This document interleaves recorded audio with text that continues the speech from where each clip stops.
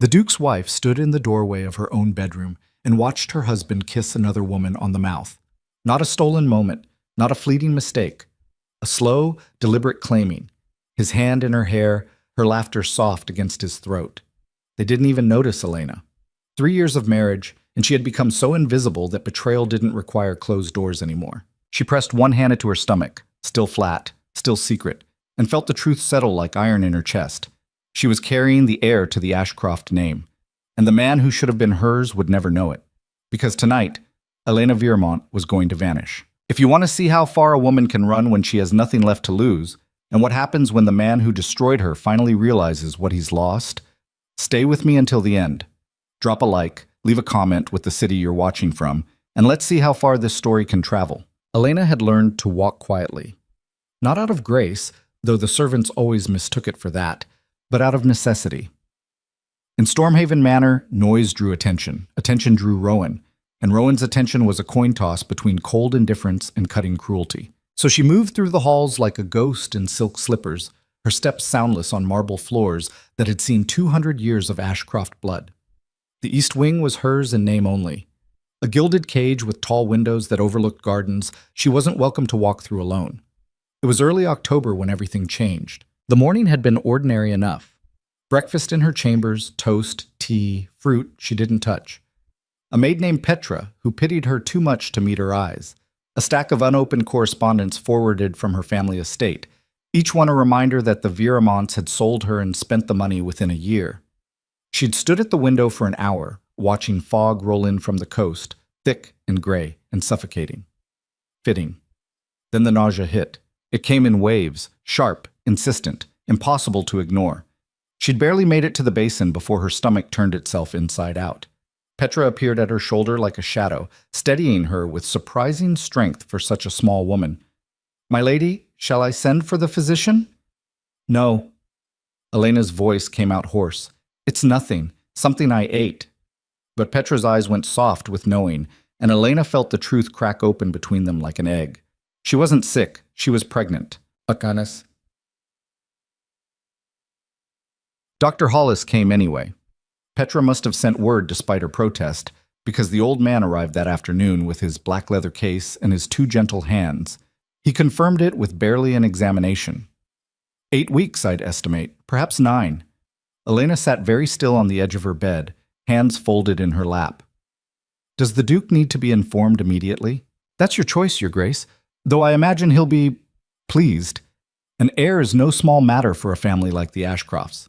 She almost laughed. Pleased, as if Rowan had ever been pleased by anything she did. "Thank you, Doctor. I'll tell him myself. In my own time." Hollis hesitated.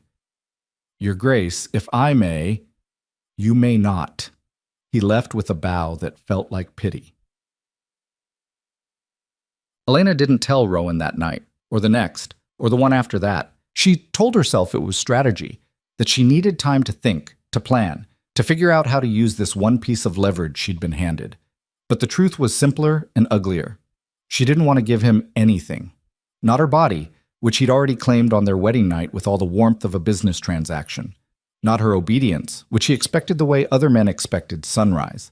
And certainly not the satisfaction of knowing he'd finally gotten what his bloodline demanded. So she kept the secret curled tight inside her like a fist, and she watched.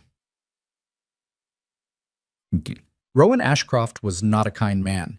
He was handsome in the way sharp things are handsome. All edges and angles, dark hair that fell just slightly too long, gray eyes that could freeze or burn depending on his mood. He wore power like other men wore cloaks, and he'd inherited enough of it that he'd never had to question whether he deserved it. The Ashcroft fortune came from shipping and steel, old money that had survived wars and revolutions by knowing when to bend and when to break others. Rowan's father had been a tyrant, his grandfather, worse. The family tree was full of men who took what they wanted and called it legacy. Rowan fit right in. Elena had known this, of course, before she married him. Her father had been desperate, debts piled high, creditors circling, and the Ashcrofts had offered a deal.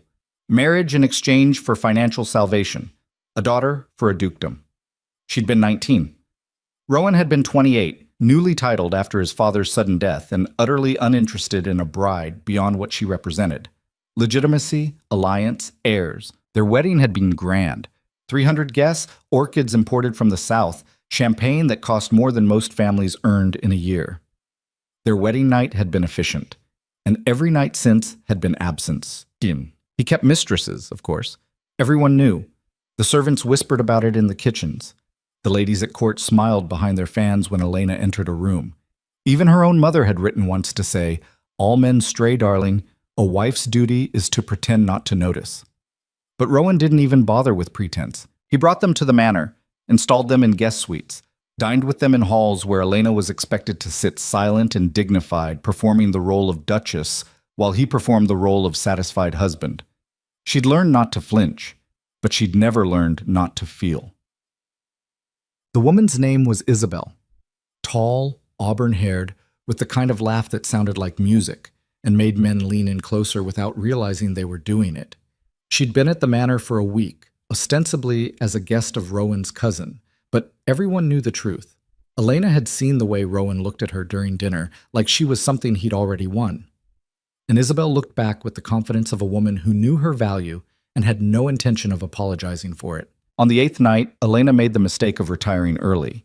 She'd felt the nausea creeping in again during dessert, a slow roll of discomfort that made the candlelight feel too bright and the conversation too loud. She'd excused herself with a murmur that no one acknowledged and walked the long corridor back to her chambers. She almost made it to bed before she heard the voices.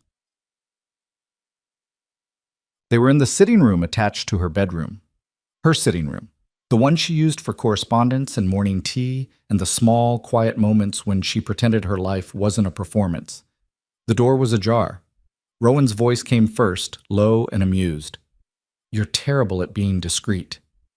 And you're terrible at pretending you care." Isabel's laugh, bright and shameless. "Why bother? She never says anything."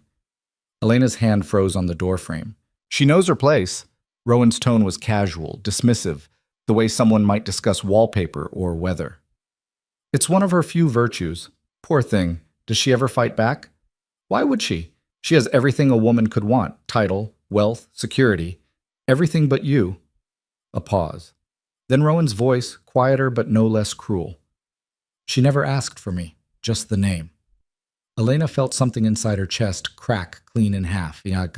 She should have left, turned around, gone back down the hall, locked herself in one of the guest rooms, and pretended she'd never heard any of it. But her feet carried her forward instead. She pushed the door open. Rowan and Isabel were on the settee by the fire, his hand in her hair, her fingers tracing the line of his jaw. They looked like a painting, something beautiful and unreachable. They looked like lovers. It took them 3 full seconds to notice her. Isabel pulled back first, eyes widening in something that might have been surprise or might have been amusement. Rowan turned his head slowly, and when his gaze landed on Elena, there was no shame in it, no guilt, just annoyance. "Elena." He said her name like an interruption. "I thought you'd gone to bed." She stood there in her evening gown, pale blue silk that had cost more than her family's last carriage, and felt the full weight of her invisibility settle over her like a shroud. "This is my room," she said quietly. "It's a sitting room." Rowan stood, adjusting his cuffs with the same care he might take after a business meeting. "Hardly private." Isabel rose too, smoothing her skirts, her expression somewhere between apologetic and entertained. "I should go." "No need." Rowan's voice was firm. "My wife was just leaving." Elena looked at him, really looked at him, and saw nothing. No recognition, no remorse, just the cold transactional certainty of a man who believed he owned everything in his sight, including her. She felt the baby shift inside her, a flutter, faint and impossible but real. And she made her decision. She didn't say another word, just turned and walked out, closing the door behind her with a soft click that somehow felt louder than a slam. She walked past her bedroom, past the main staircase, past the portrait gallery filled with generations of Ashcroft men who'd all looked at their wives the same way Rowan looked at her. She walked until she reached the library, a room she loved because Rowan never entered it, and locked the door behind her. Then she sat down at the writing desk, pulled out a piece of parchment, and began to plan her disappearance. It took 3 weeks. 3 weeks of smiling at breakfast. 3 weeks of nodding through dinner conversations she wasn't part of. 3 weeks of playing the role so perfectly that no one suspected the Duchess was already gone. She sold her jewelry first. Piece by piece, through a dealer in the city who asked no questions and paid in cash. The emerald necklace Rowan's mother had given her at the wedding, the sapphire bracelet from her own mother, the last gift before the family went bankrupt, the diamond earrings she'd worn exactly once. Each sale bought her a little more freedom. She packed carefully. One trunk, small enough to carry, filled with plain dresses and sturdy boots, and none of the silk that marked her as nobility. She left behind everything with the Ashcroft crest, everything monogrammed, everything that could be traced. She wrote no letters, made no goodbyes. On the night of October 29th, while the manor slept and the staff prepared for the Duke's annual winter hunt, Elena Viramont walked out the servants' entrance and into the fog. She took nothing but her trunk, her money, and the child growing inside her, and she didn't look back. The first night, she slept in a coaching inn 20 miles north. The room was small and cold, with a narrow bed and a window that didn't quite close. She paid the innkeeper with coins that felt strange in her hand. She'd never handled currency before, never needed to, and climbed the stairs in borrowed boots that pinched her feet. She lay awake for hours, listening to the sounds of the road outside. Horses, voices, the rumble of carts heading toward the city she'd just left behind. She waited for regret. It didn't come.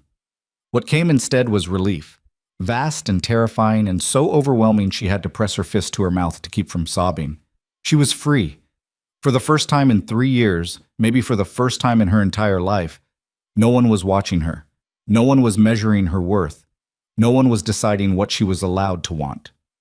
She curled onto her side, one hand resting on her stomach, and whispered into the dark, "We're going to be all right." She didn't believe it yet, but she thought maybe, someday, she could. The second day, she bought passage on a mail coach heading north toward the coast. The driver was a gruff man named Terence, who chewed tobacco and didn't ask questions. The other passengers were farmers, tradesmen, a woman with 2 young children who stared at Elena like she was a puzzle they couldn't solve. She told them her name was Mara Hale, a widow, traveling to stay with distant family. It was the first lie she'd ever told that felt like the truth. The journey took 5 days. 5 days of rattling roads and shared meals and nights in coaching inns that smelled like smoke and damp wool. 5 days of learning how to speak to people who didn't bow when she entered a room. The nausea came and went. She learned to carry bread in her pockets, to sip water slowly, to excuse herself when the swaying of the coach became too much. On the third day, the woman with the children, her name was Anne, offered her a boiled egg and a knowing smile. "How far along?" Elena, Mara, hesitated. 3 months, maybe a little more. "First?"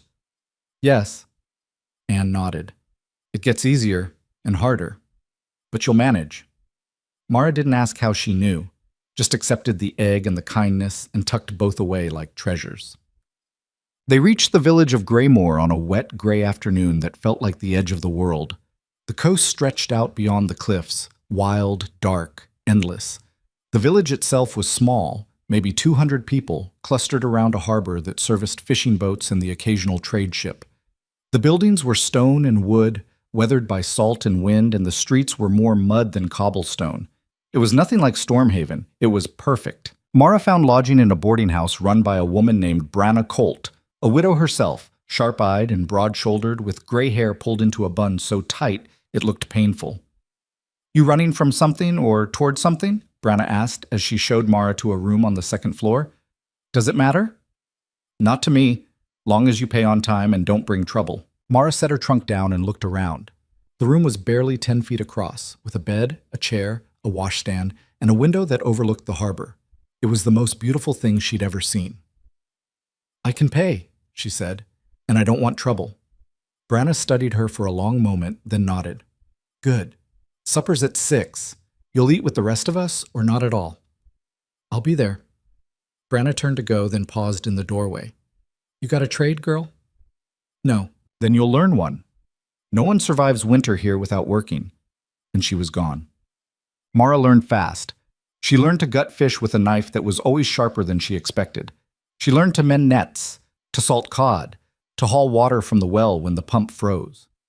She learned that Branna's boarding house was also a kind of refuge, a place where women who'd run out of options came to rebuild. There was Nell, who'd fled an abusive husband and now worked the docks loading cargo.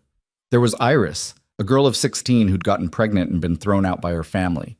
There was old Kath, who'd outlived 3 husbands and claimed the sea would take her when it was damn well ready. They didn't ask Mara about her past, and she didn't ask about theirs. Winter came early that year. By mid-November, the wind off the ocean was sharp enough to cut skin, and the harbor froze at the edges. The fishing boats went out less often, and the village hunkered down into a rhythm of survival, wood chopped, food stored, bodies kept warm by work and proximity. Mara's belly grew, slowly at first, then all at once. By December, there was no hiding it. She let out the seams on her dresses, wore shawls layered thick, and kept working because stopping meant thinking, and thinking meant remembering. Branna watched her with the eyes of a woman who'd seen everything twice. "You planning to keep it?" she asked one night over stew. Mara looked up, startled. "Of course. Just checking. Some don't." "I want this baby." Branna nodded. "Then you'll need help. Birth isn't something you do alone." "I know." "Do you?" Mara met her gaze. "No, but I'll learn." Branna's mouth twitched into something that might have been a smile. "You're tougher than you look, Mara Hale." "I have to be." But far to the south, in the grand halls of Stormhaven Manor, Rowan Ashcroft was beginning to realize something had gone very, very wrong. His wife had been missing for 6 weeks. At first, he hadn't noticed.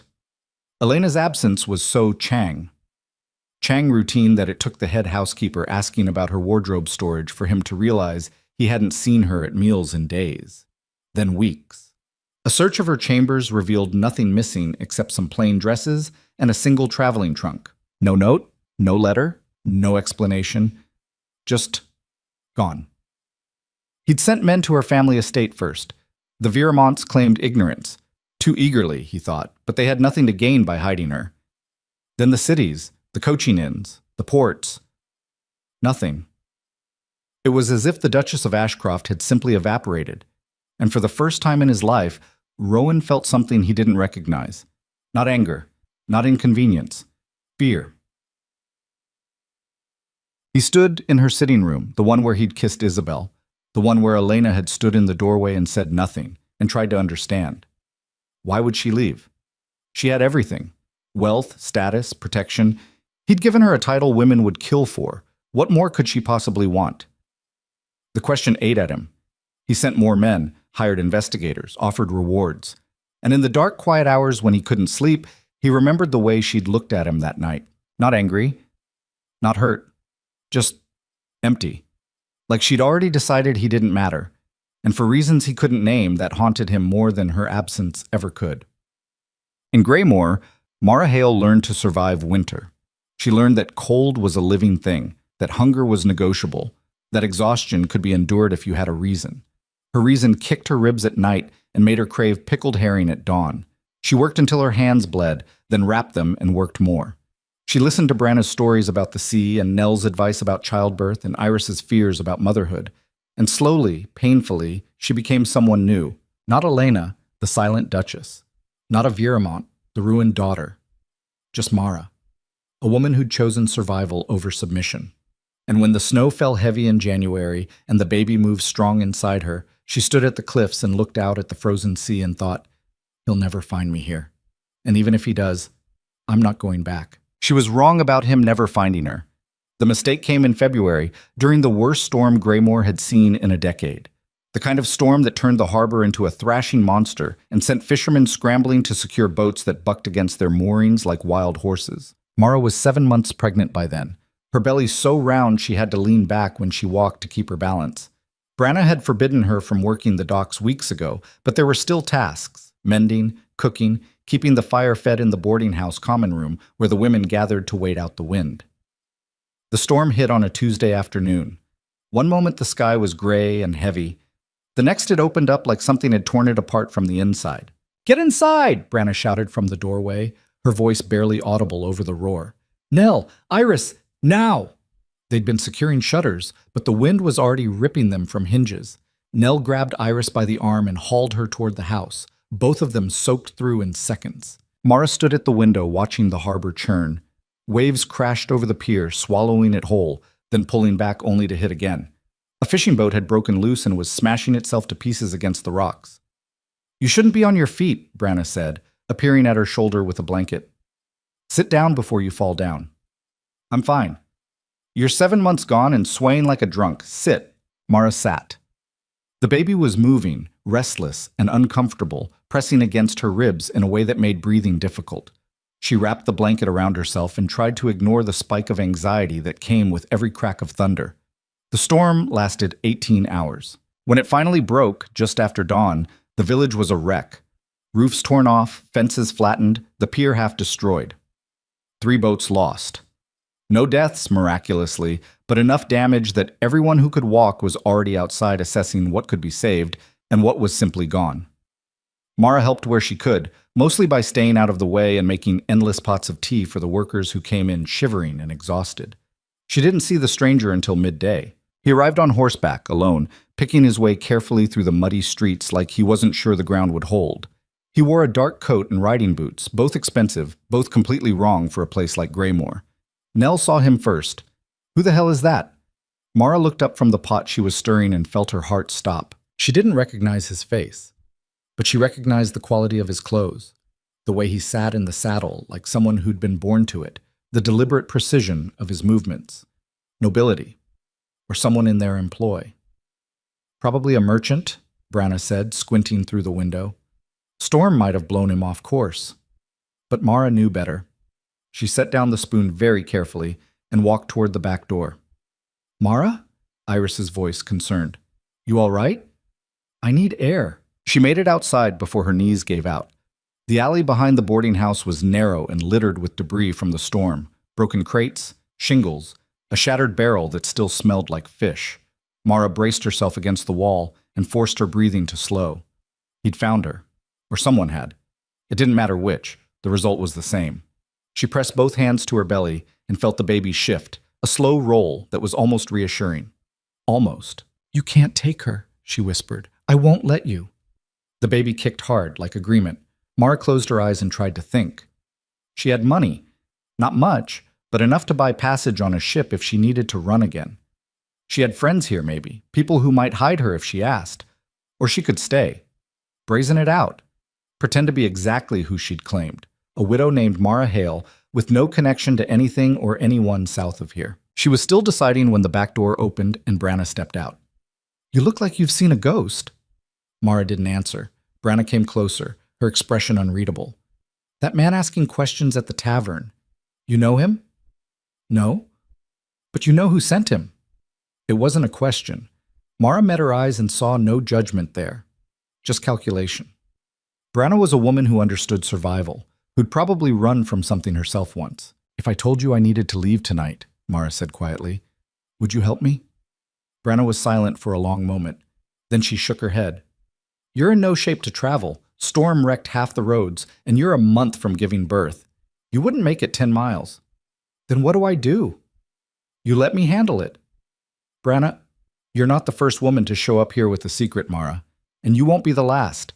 I know how to deal with nosy strangers. Mara wanted to argue, wanted to explain that this wasn't just some man asking questions, that the people looking for her had money and power and patience. But her body was exhausted, her mind too scattered to plan, and Branna was already walking back toward the boarding house with the confidence of someone who'd made up her mind. Mara followed because she didn't know what else to do. Inside, the stranger was standing in the common room, dripping onto the floor, while Nell glared at him like he was a rat that had wandered in from the street. He was younger than Mara expected, maybe 30, with dark hair and a face that was handsome in an unremarkable way. He had the look of someone who worked for money, not title, a hired man, not a lord. I'm looking for someone, he was saying, a woman. She may have passed through here a few months ago. A lot of women pass through, Branna said, her tone flat.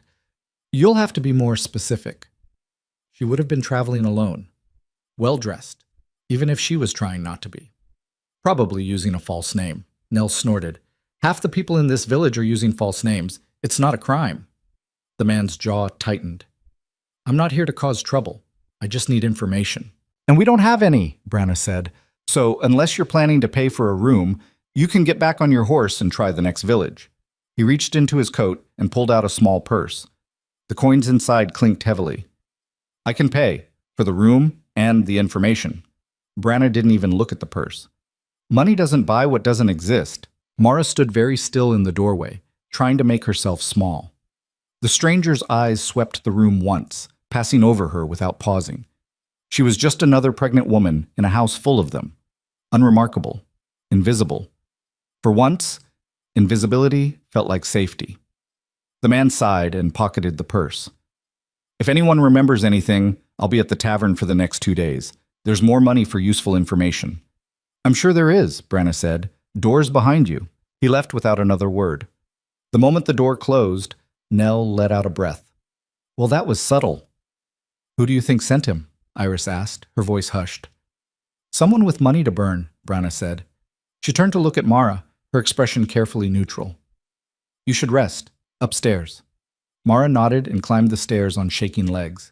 In her room, she locked the door and sat on the edge of the bed, staring at the wall.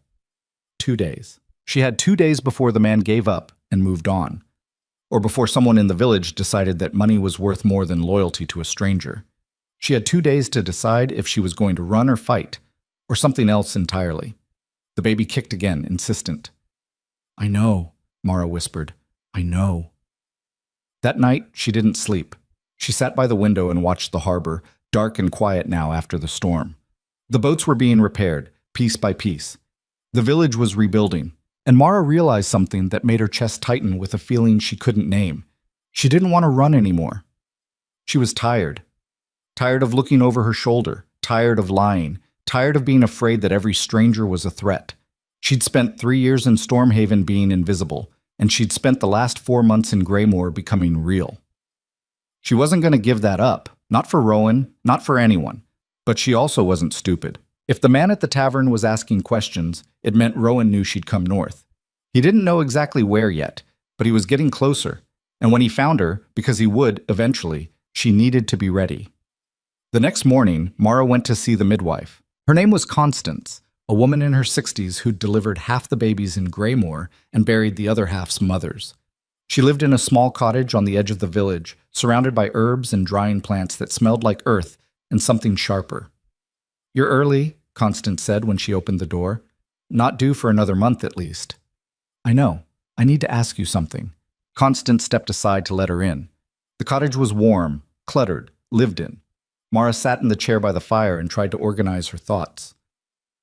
If I had the baby early, she said slowly. How early is too early? Constance raised an eyebrow. Planning to rush things? Just preparing. For what? Mara hesitated. Constance was practical, discreet, and had no reason to care about the politics of Southern nobility. But trust was still a gamble. There's a man looking for me, she said finally. He doesn't know I'm here yet, but he will, and when he does, I can't be pregnant anymore. Constance studied her for a long moment. You think having the baby will make you safer? I think having the baby means I'm not carrying evidence anymore. Evidence of what? That I ran, that I'm not where I'm supposed to be, that I took something that didn't belong to me. The baby? Mara nodded. Constance sat down across from her, her expression thoughtful. A month early isn't ideal, but it's survivable. I've delivered plenty at 8 months, but you can't force it, girl. Bodies don't work that way. What if I didn't force it? What if I just helped it along? That's dangerous. So is getting dragged back to a place I'd rather die than return to. Constance was quiet for a long time. Then she stood and walked to a shelf lined with jars and bottles. She pulled down 3, one filled with dried leaves, one with dark powder, one with something that looked like tree bark. This is raspberry leaf, she said, setting them on the table. Strengthens the womb. This is black cohosh. Can bring on labor if the body's ready. And this is shepherd's purse for after. Stops bleeding.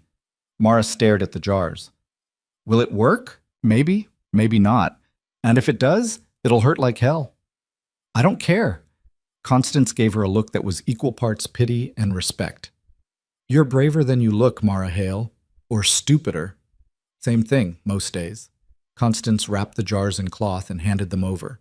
Steep the raspberry leaf in tea, drink it 3 times a day. The cohosh, only if you're sure. A pinch in hot water, no more. And the shepherd's purse is for after the birth. You'll know when you need it. Mara tucked the bundle into her coat. Thank you. Don't thank me yet. You might curse my name before this is over. I'll take that risk. As Mara stood to leave, Constance caught her arm. Whatever you're running from, she said quietly, make sure you know what you're running toward. Because a baby doesn't fix things. It just makes them harder. I know, Mara said. But she's mine, and no one gets to take her from me. Constance nodded slowly. Then you'll do fine. Mara walked back to the boarding house with the jars hidden under her coat and a plan forming in her mind. She would have the baby early. Not dangerously early, but early enough that when Rowan's man, or Rowan himself, finally tracked her down, there would be no question of taking her back. A woman with a newborn couldn't travel, couldn't be moved, couldn't be dragged across the country without risking both their lives. It was a gamble, a reckless, desperate gamble. But it was hers. That night she started drinking the raspberry leaf tea. It tasted like earth and bitterness, but she drank it anyway. 3 times a day, just like Constance said. The man at the tavern stayed for his 2 days, asking questions that no one answered. On the 3rd morning, he rode out of Greymoor heading east, and Mara watched from the window as he disappeared into the fog. But she knew he'd be back, or someone else would come. Rowan wasn't the kind of man who gave up. A week later, the contractions started. Not labor, not yet, but a tightening in her belly that came and went like a warning. Constance checked her and nodded grimly. Your body's getting ready. Another week, maybe 2. But the baby's dropping. She's coming whether you're ready or not. Mara was ready. She prepared the way soldiers prepare for battle. She washed her sheets, boiled water, laid out cloths and towels. She told Branna and Nell and Iris what to expect, and they listened without questions because women in Greymoor understood that survival sometimes required silence. On the 15th of March, the contractions turned real. They started just after dawn, a low, rolling ache that wrapped around her back and squeezed. Mara was in the kitchen when the first one hit, and she had to grip the counter to stay upright.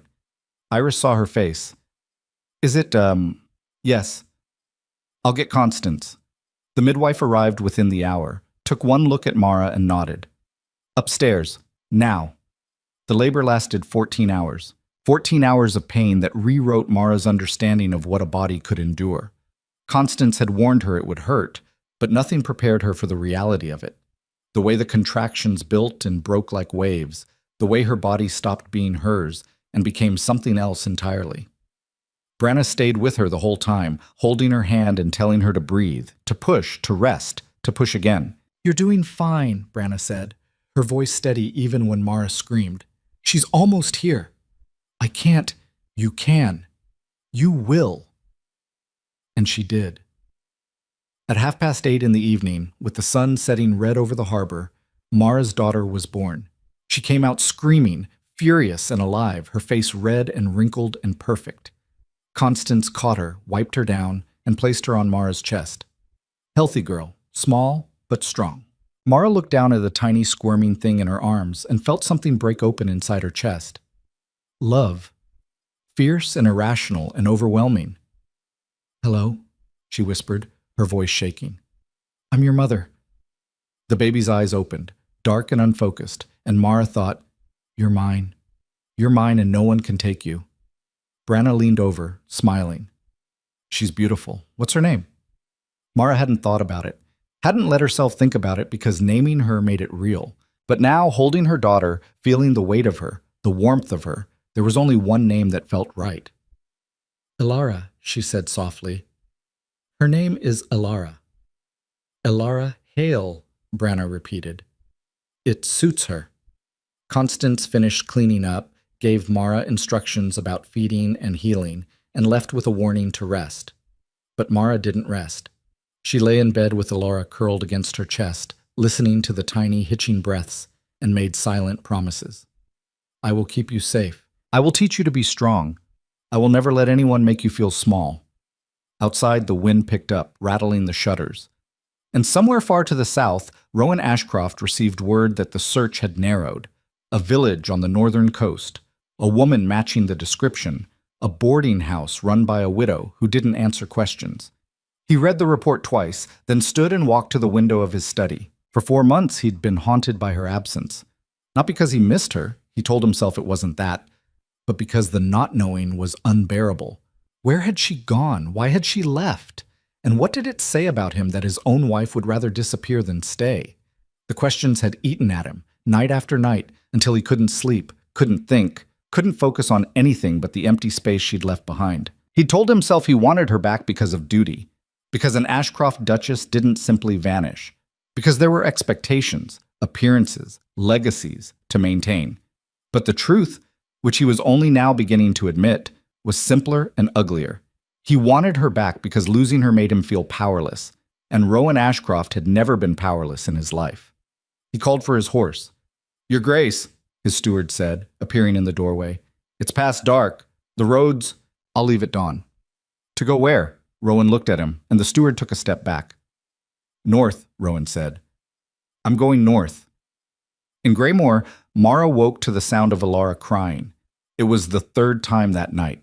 Her body ached, her breasts were sore, and exhaustion sat on her like a weight she couldn't lift. But she picked up her daughter anyway, held her close, and whispered, I know.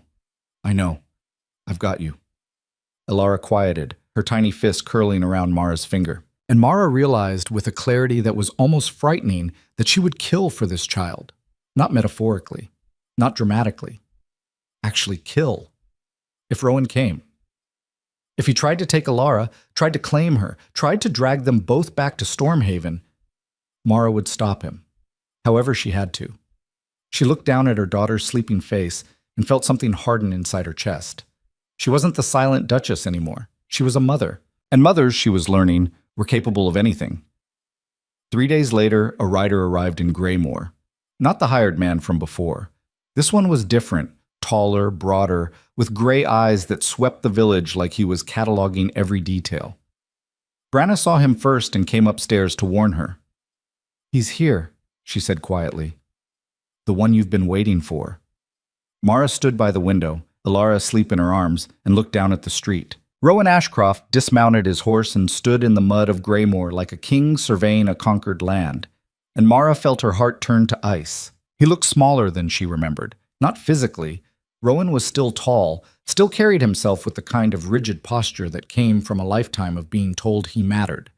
But standing in the middle of Greymoor's main street, mud splattered up to his knees, expensive coat dark with rain, he looked like exactly what he was, a man out of place. Mara watched from the second-floor window, Alara's warm weight solid against her chest, and felt nothing. No fear, no anger, not even satisfaction, just a cold, empty certainty that this moment had been inevitable from the start. Branna stood beside her, arms crossed. "You want me to send him away?" "He won't go." "Then what do you want to do?"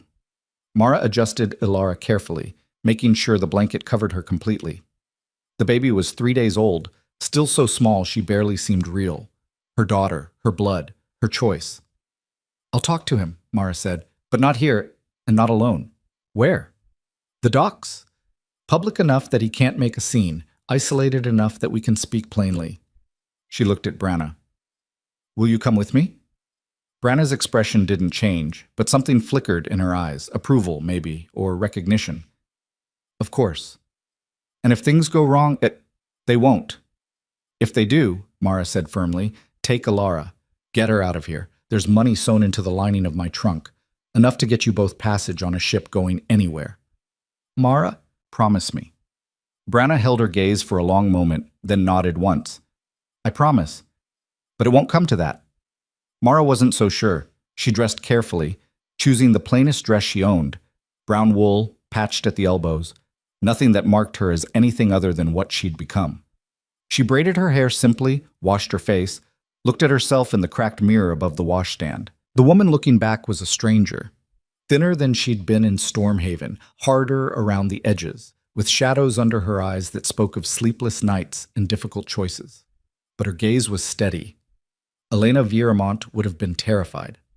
Mara Hale was ready.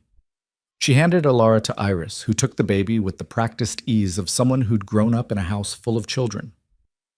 "Keep her quiet," Mara said, "and keep her safe." "I will."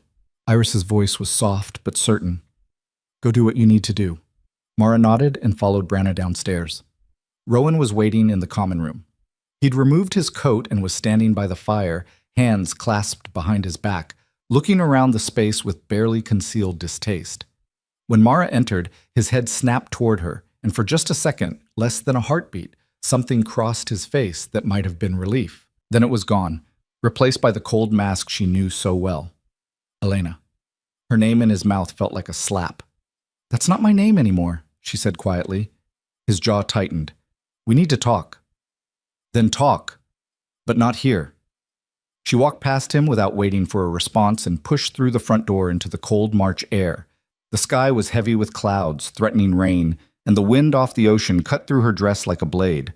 Rowan followed, Branna close behind. They walked in silence through the muddy streets, past fishermen hauling nets and children playing in puddles, and women hanging laundry that would never dry in this weather.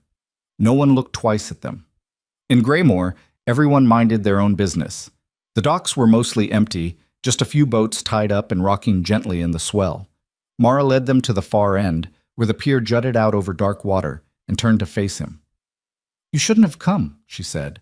Rowan stared at her like he was seeing a ghost. You disappeared for 4 months. No word, no explanation. What did you expect me to do? Move on. He flinched, actually flinched. You're my wife. I was your possession. There's a difference. That's not... He stopped, ran a hand through his hair in a gesture that looked almost like frustration. You don't understand. When I realized you were gone, when you noticed, Mara corrected. It took you 6 weeks to even realize I wasn't there. Silence. Rowan opened his mouth, closed it, looked away. Branna leaned against a piling, watching them both with the detached interest of someone observing a play. Why did you leave? Rowan asked finally, his voice quieter. Mara almost laughed. You're asking me that? Really? Yes, because I was invisible. Because you paraded mistresses through our home and didn't care that I could see. Because you treated me like furniture, useful when needed, ignored the rest of the time. Because I was dying in that house, Rowan, and you never even noticed. He looked at her then, really looked, and she saw something flicker behind the coldness. Confusion, maybe. Or the beginning of understanding. I gave you everything, he said. You gave me nothing that mattered. A title, wealth, security, a cage. Her voice was steady, but her hands were shaking. She curled them into fists. And I would have stayed in it if that's all it was. But then you brought her into my rooms, into my space, and you looked at me like I was the intruder. Rowan's face went pale. Isabel, I don't care what her name was. She was just one of many. Mara took a breath. That night, I realized something. I could stay and become a ghost. Or I could leave and become a person. So I left. Without telling me. You didn't deserve to know. The words hung between them like a guillotine blade. Rowan took a step closer, and Branna straightened, ready to intervene. But he stopped, hands raised slightly in something that looked almost like surrender. Come back, he said. No. Elena, my name is Mara.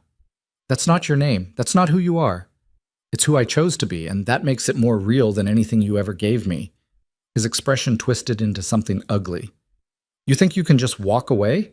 You're the Duchess of Ashcroft. That doesn't disappear because you decided to play peasant in some fishing village. Watch me. The marriage is binding. Legally, you're still mine. Then divorce me. He stared at her like she'd suggested burning down the manor. That's not... You can't... Why not? You don't love me. You never did. And I sure as hell don't love you, so end it. Sign the papers. Let me go. It's not that simple. It could be.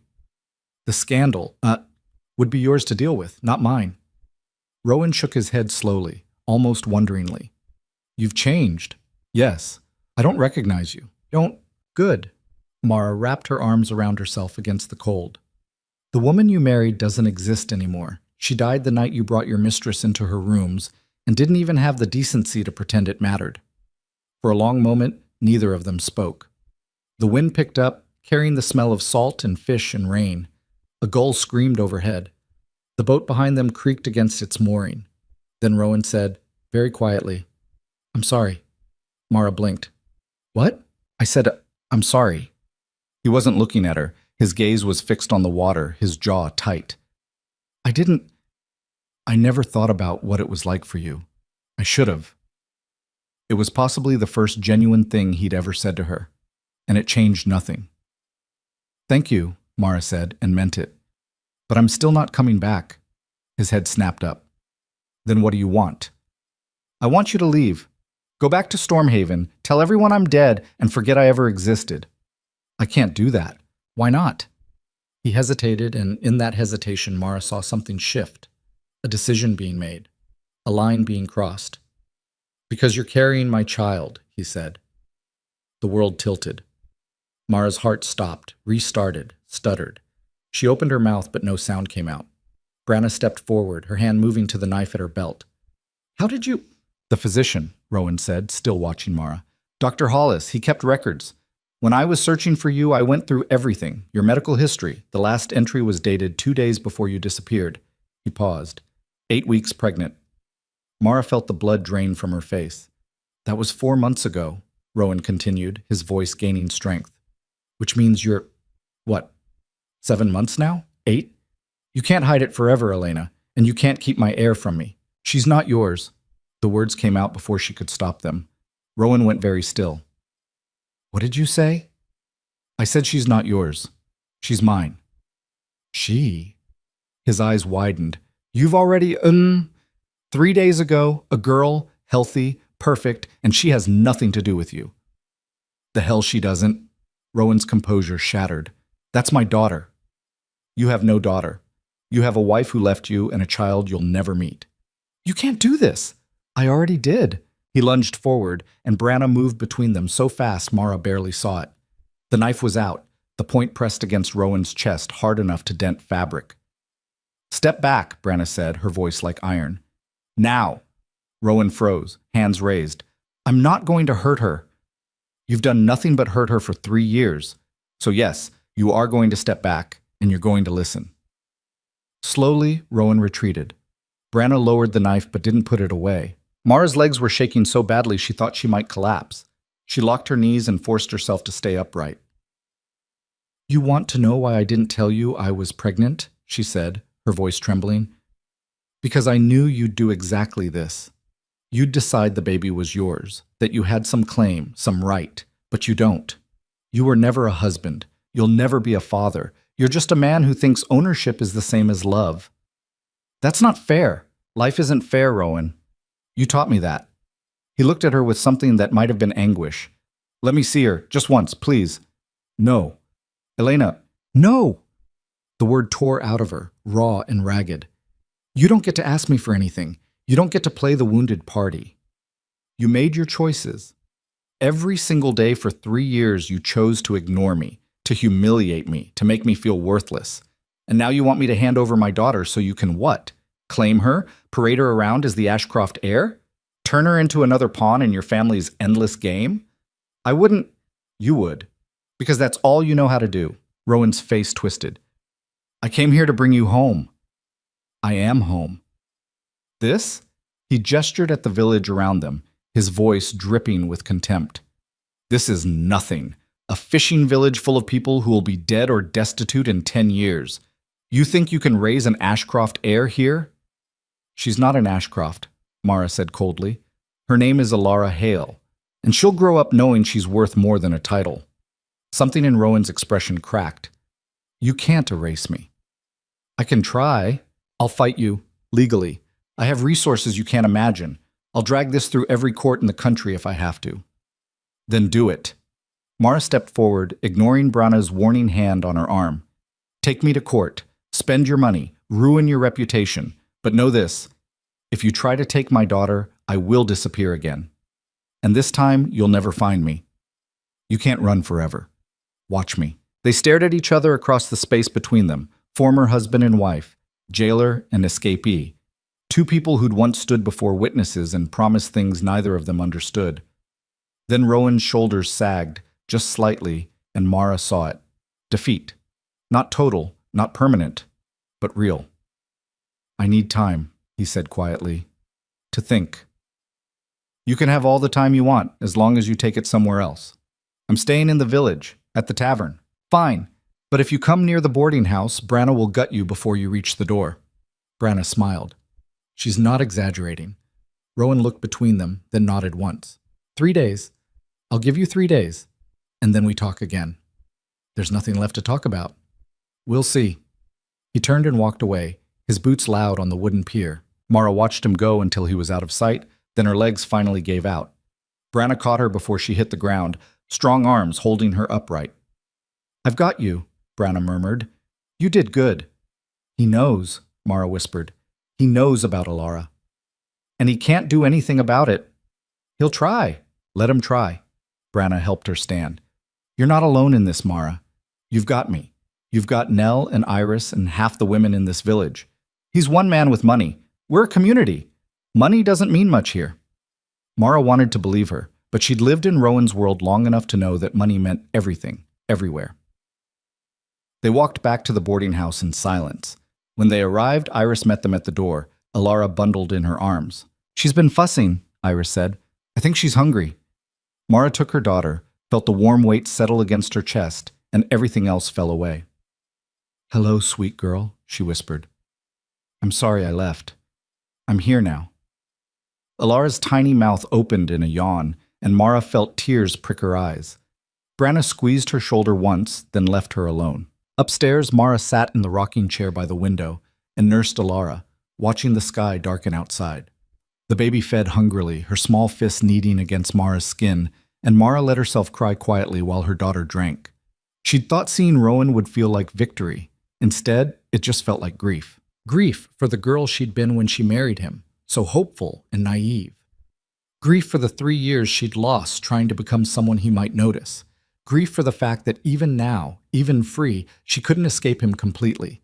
Because he knew. And he wasn't going to let this go. When Alara fell asleep, milk-drunk and peaceful, Mara carried her to the bed and lay down beside her. She traced the curve of her daughter's cheek with one finger and made a silent vow. Whatever Rowan did next, court battles, threats, force, she would be ready. She would protect this child with everything she had, even if it meant destroying herself in the process. The next morning, Rowan sent a letter.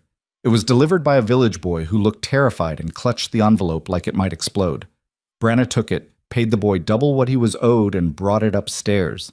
"You don't have to read it," she said, setting it on the table. Mara looked at the envelope. Thick paper, sealed with the Ashcroft crest stamped in red wax. Even here, even now, he couldn't help but remind her of who he was. "Yes, I do." She broke the seal and unfolded the letter.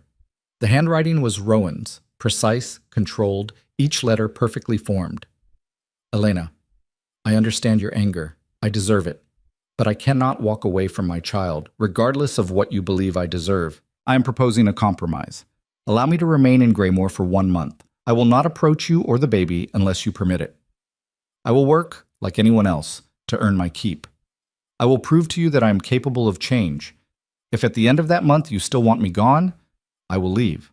I will sign whatever documents you wish, divorce, renunciation of paternity, anything. You will be free. But if I can show you that I am not the man you left, that I can be better, then perhaps we can find a different path forward.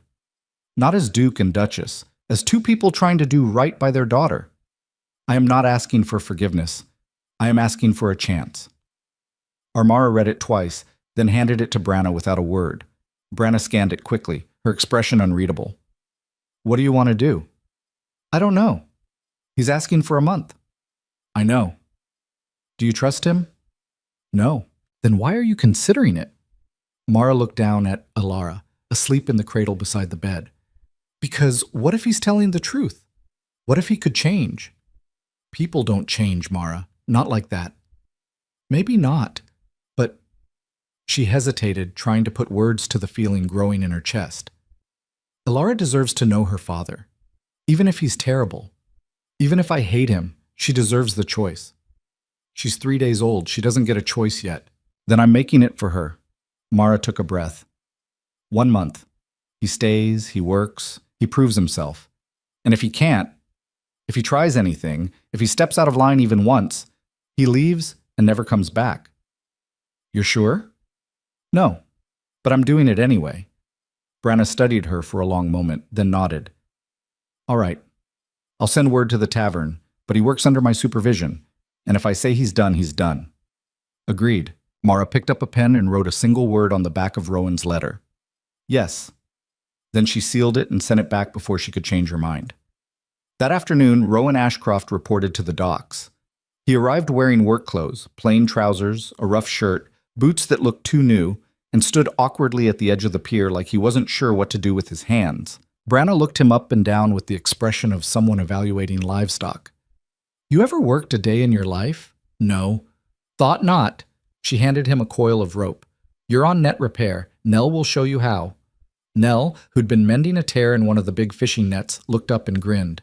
"Oh, this is going to be fun." Rowan took the rope without comment and followed her to the work area. Mara watched from the window of the boarding house, Alara asleep against her shoulder, and felt something twist in her chest. It might have been hope, it might have been fear, probably both. The first week was a disaster. Rowan had no idea how to do anything. He couldn't tie knots, couldn't splice rope, couldn't tell the difference between cod and haddock. He moved too slowly, asked too many questions, and got in everyone's way. But he kept showing up. Every morning at dawn, he was at the docks. Every evening at dusk, he left covered in fish guts and salt spray and exhaustion. Nell reported back to Mara each night. "He's useless," she said cheerfully, "but he's trying. I'll give him that." "Is he complaining?" "Not once, though I saw him wince when he picked up a net this morning. Pretty sure his hands are blistered to hell." Mara felt no sympathy. By the second week, Rowan started to improve. He learned the knots. He learned to move efficiently. He even started anticipating what needed to be done before Nell had to tell him. And he never once asked to see Alara. Mara didn't know what to do with that. She'd expected him to push, to demand, to use the agreement as leverage. But he didn't. He worked, he kept his distance, and he honored his word. It was unsettling. On the 15th day, Mara saw him at the market. She was buying vegetables, Alara strapped to her chest in a sling Iris had made, when she felt someone's gaze on her. She turned and found Rowan standing 10 feet away, his eyes fixed on the baby. He looked different. Thinner, darker from the sun, with calluses on his hands and tiredness in his face that made him seem almost human. They stared at each other for a long moment. Then Rowan did something she never expected. He smiled, small, sad, sincere, and walked away without a word. Mara stood frozen, her heart pounding, Alara warm and solid against her chest. And she realized, with a clarity that terrified her, that she didn't know who Rowan Ashcroft was anymore. The man she'd married would never have smiled like that, would never have walked away, would never have worked himself bloody for the chance to prove something. Which meant either he was lying, performing some elaborate manipulation, or he was changing, and Mara didn't know which possibility scared her more. That night, she couldn't sleep. She paced the room with Alara, humming softly, trying to settle the anxiety churning in her gut. At midnight, there was a knock on the door. Mara froze. "Who is it?" "It's me." Rowan's voice muffled through the wood. "I need to talk to you. It's the middle of the night. I know, please." She should have sent him away. Instead, she opened the door. Rowan stood in the hallway, soaking wet. It was pouring outside, the rain drumming on the roof like 1,000 tiny hammers. "There's a boat," he said without preamble. "One of the fishing boats. It's taking on water. The storm caught them off guard and they can't make it back to harbor. Branna is organizing a rescue, but they need every hand." Mara's stomach dropped. "How many people?" "4, maybe 5. "Can they swim?" "I don't know." He looked at her and his eyes were clear. "I'm going out with the rescue crew. I wanted you to know. In case—" He didn't finish. Mara felt her grip tighten on the doorframe. "You don't know how to sail." "I know how to pull a rope." "That's enough. You could die. So could they. Why are you telling me this?" "Because if something happens—" He stopped, swallowed hard. "I need you to know I tried. I need Alara to know." And before Mara could respond, he turned and ran down the stairs. She stood in the doorway, holding her sleeping daughter, listening to the storm rage outside. And she made a decision that would have horrified the woman she'd been 4 months ago. "Iris!" she shouted. "I need you!" Iris appeared within seconds, bleary-eyed. "What's wrong?" Mara thrust Alara into her arms. "Watch her. Don't let anyone in. I'll be back." "Where are you going?" But Mara was already moving, grabbing her coat, running down the stairs and out into the rain. The docks were chaos. Men shouting, lanterns swinging wildly in the wind, waves crashing over the pier with enough force to knock someone off their feet. Branna was coordinating from the harbor master's office, her voice cutting through the noise like a blade. "2 boats. One crew pulls them in, the other stands by in case we need backup. Move." Mara found Rowan hauling rope onto one of the rescue boats, his face set with determination. "You're insane!" she shouted over the wind. He looked up, startled. "What are you doing here?" "Stopping you from killing yourself." "I'm going." "Then I'm coming with you." "Absolutely not." "You don't get to tell me what to do anymore, Rowan. If you're going out there, so am I." "You have a daughter, and you have a death wish." She grabbed his arm. "You don't know these waters. You don't know how to read a storm. You'll get yourself killed and everyone else with you." Branna appeared beside them, rain streaming down her face. "She's right. You're not going. Someone has to, and it won't be you." Branna pointed at the boat. "Get off." "Mara, you too. This isn't amateur hour." "I've been sailing these waters my whole life," Nell said, appearing with a coil of rope over her shoulder. "I'll go. Kath and Theo are already on board." Rowan looked like he wanted to argue, but Branna's expression left no room for debate. "Fine," he said finally, but I'm staying here, in case you need help when they get back." Branna nodded. "Good enough." The rescue boat launched into the storm, lantern swinging, and disappeared into the darkness. Mara and Rowan stood side by side on the pier, soaked to the bone, watching the place where it had vanished. "Why did you come?" he asked quietly. "I don't know." "Yes, you do." She looked at him, really looked at him, and saw not the Duke of Ashcroft, but a man who'd spent 2 weeks working himself bloody for the chance to be something different. "Because Ilara deserves better than a dead father," she said. "Even one she doesn't know." "Is that the only reason?" Mara didn't answer. They waited in silence, minutes stretching into eternity, while the storm raged and the sea tried to swallow everything. Then, finally, a light appeared in the darkness. The rescue boat was coming back. Slowly, painfully, but coming. When it reached the pier, 6 people climbed off, the original 4 from the sinking boat, plus Nell and Kath. Everyone was safe. Branna let out a breath that sounded like a prayer, and Mara felt something inside her chest unclench. Rowan grabbed ropes, helped secure the boats, hauled one of the rescued fishermen to safety with hands that were bleeding from broken blisters. He didn't complain, didn't hesitate, just worked until the job was done. When it was over, when everyone was safe and the boats were secured, Mara found him sitting on a piling at the edge of the pier, his head in his hands. She sat down beside him. "Thank you," he said without looking up. "For what?" "For caring enough to try and stop me.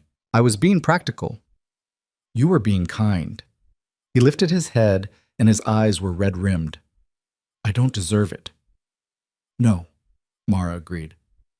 "You don't." They sat in silence while the storm began to ease, the rain softening to a drizzle. Then Rowan said, very quietly, "I want to meet her." Mara's heart stopped. "What?" "Ilara. I want to meet my daughter, not to claim her, not to take her, just to know her. For 5 minutes, that's all I'm asking." "Rowan, please." The word broke on his lips. "I know I have no right. I know I've done nothing to earn this. But she's my blood, Elena, and I need to see her just once." Mara looked at him, this man she'd hated, fled from, rebuilt herself to escape, and saw something she'd never expected to see. Vulnerability. Real, raw, terrifying vulnerability. And she realized that the choice she made right now would define everything that came after. "All right," she heard herself say. "Tomorrow, 5 minutes. In the boarding house with Branna present. And if you upset her, you're done." Rowan's eyes widened. "You mean it?" "I mean it, but this doesn't change anything between us." "I know, and it doesn't mean I forgive you." "I know that too." Mara stood, her legs shaking. "Tomorrow, noon, don't be late." She walked away before he could respond, before she could change her mind, before the weight of what she'd just agreed to could crush her. Behind her, Rowan sat alone in the rain and cried for the first time in 20 years. Mara didn't sleep that night either. She lay in bed with Ilara curled against her chest, listening to the tiny hitching breaths that meant her daughter was dreaming, and tried to convince herself she hadn't just made a catastrophic mistake. 5 minutes. That's all she'd promised him. But 5 minutes was enough time for Rowan to see Ilara's face, to hold her maybe, to feel that primal pull of blood recognizing blood. And once that happened, once he looked at his daughter and felt what fathers were supposed to feel, would he still honor their agreement? Or would he fight for her the way Mara knew he was capable of fighting, ruthless, calculated, with every resource at his disposal? She watched the dawn creep through the window, gray and hesitant, and made herself get up. Elara woke hungry and fussy, and Mara fed her while sitting in the rocking chair trying to memorize every detail. The way her daughter's tiny fingers spread and flexed while she nursed, the small sounds she made, half satisfaction, half complaint, the impossible softness of her skin. If this all went wrong, if Rowan somehow managed to take her... No, Mara wouldn't let herself think that way. She dressed carefully in her best dress, still plain wool, still patched, but clean and pressed. She braided her hair, washed Elara in warm water, wrapped her in the blanket Iris had knitted. At 11:30, Branna knocked on the door. "You ready?" Mara looked down at Elara, who was staring up at her with those dark, unfocused eyes that hadn't yet learned to see the world clearly. "No," she said. "But let's do it anyway." They went downstairs together. The common room had been cleared. Nell and Iris and the other women had made themselves scarce, though Mara knew they were close by, listening. Rowan was already there. He stood by the window, his back to the room, wearing the same work clothes he'd worn to the docks. His hands were bandaged. Mara noticed that immediately. White cloth wrapped around his palms, where the blisters had broken and bled. He turned when he heard them enter, and his face did something complicated when he saw the bundle in Mara's arms. "Thank you," he said quietly. "For this." Mara didn't trust herself to speak. She just nodded. Branna positioned herself between them and the door, arms crossed. The message was clear: try anything, and you'll have to go through me first. Mara walked closer, her heart hammering so hard she thought Rowan must be able to hear it. "Her name is Elara," she said. "She's 3 weeks old. She's healthy. And she's mine." "I know." Rowan's voice was barely above a whisper. "You can look, but don't touch. Not yet." "All right." Mara shifted the blanket so he could see Elara's face. The baby was awake, her eyes open and searching, one tiny fist pressed against her mouth. She looked impossibly small against the white wool, her dark hair still damp from her bath. Rowan stared at her like he'd forgotten how to breathe. Minutes passed. Neither of them moved. Then, very softly, Rowan said, "She has your eyes." Mara blinked. "What?" "Her eyes. They're the same shape as yours." He looked up, and his expression was raw. "I never noticed before. How beautiful your eyes are." Something in Mara's chest cracked open. "Can I—" Rowan's voice broke. "Can I hold her? Just for a moment?" Every instinct Mara had screamed no. Don't give him that. Don't let him close. Don't risk it. But she looked at his face, at the desperate hope there, the careful way he held himself like he was afraid of breaking something precious, and she found herself nodding. "Sit down first." Rowan sat in the chair by the fire, his movements slow and deliberate. He held out his arms, and Mara saw his hands shaking. She placed Elara in his arms, her own hands hovering, ready to snatch her back at the first sign of danger. But Rowan just held her, carefully, reverently, like she was made of glass. Elara blinked up at him, her expression serious and considering, and Rowan made a sound that was half laugh, half sob. "Hello," he whispered. "Hello, Elara." The baby yawned, unconcerned with the magnitude of the moment, and Rowan's face crumpled. He was crying, actually crying, silent tears tracking down his face while he held his daughter and looked at her like she was the only thing in the world that mattered. Mara had never seen him cry. In 3 years of marriage, through every humiliation and argument and cold silence, she'd never once seen him show this kind of emotion. "I'm sorry," he said to Elara, his voice thick. "I'm so sorry. I should have been there. I should have been better. I should have—" He stopped, swallowed hard. "I'm going to do better. I promise you. I'm going to be the father you deserve." Mara's vision blurred. She blinked hard, refusing to let herself cry. Branna's expression had softened just slightly. She was still watching Rowan like a hawk, but there was something almost gentle in her eyes now. 5 minutes passed. Then 10. Finally, reluctantly, Rowan lifted Elara and handed her back to Mara. "Thank you," he said again. Thank you."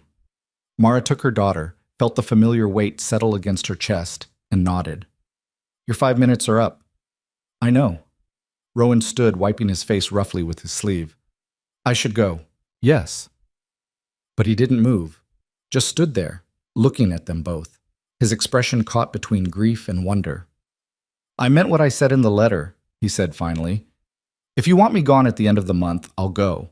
I'll sign whatever you want, but I need you to know I don't want to leave, not anymore." "What do you want?" "I want to be part of her life, part of your life, if you'll let me." He paused. "Not as your husband. I know that's over, but as something. A friend, maybe. A partner in raising her. I don't know what to call it." "You want to co-parent," Mara said slowly, "from separate lives. If that's what you'll allow, yes." "And if I say no?" His jaw tightened. "Then I'll respect that. I'll leave. I'll send money for her care, and I'll stay away. But I'll always wonder if I could have been better, if I could have earned your trust." Mara looked at Branna, who raised an eyebrow as if to say, "Your call." "The month isn't over," Mara said finally. "You still have 2 weeks. Keep working. Keep proving yourself, and we'll see." "That's all I'm asking." He left without another word, and Mara sank into the chair he'd vacated, her legs too weak to hold her. "Well," Branna said, "that was unexpected." "What was?" "Him being human." Mara laughed, but it came out shaky. "I don't know what to do with that." "You don't have to know. Not yet." Branna moved to the window, watching Rowan's retreating figure. "But I'll say this. I've seen a lot of men in my life, Mara. Good ones, bad ones, everything in between. And I've never seen one cry like that over a baby that wasn't even an hour old in his arms." "What does that mean?" "It means maybe he's telling the truth. Maybe he does want to change." She turned back. "Or maybe he's just a good actor. Time will tell." "That's not comforting." "It's not supposed to be. It's just true." Over the next 2 weeks, Rowan worked harder than anyone Mara had ever seen. He was at the docks before dawn and didn't leave until dark. His hands, already blistered and bandaged, cracked and bled and healed and cracked again. He learned to haul nets, to gut fish without flinching, to splice ropes so tight it wouldn't slip under pressure. Nell reported that he'd stopped asking questions and started anticipating needs. That he worked through lunch most days, too focused to eat. That the other fishermen had stopped treating him like a joke and started treating him like one of them. "He's earning it," she told Mara over dinner one night. "Respect, I mean. It's not given easy here, and he's getting it." "What do they think of him?" "That he's either genuinely trying to be better or he's the most committed liar they've ever met."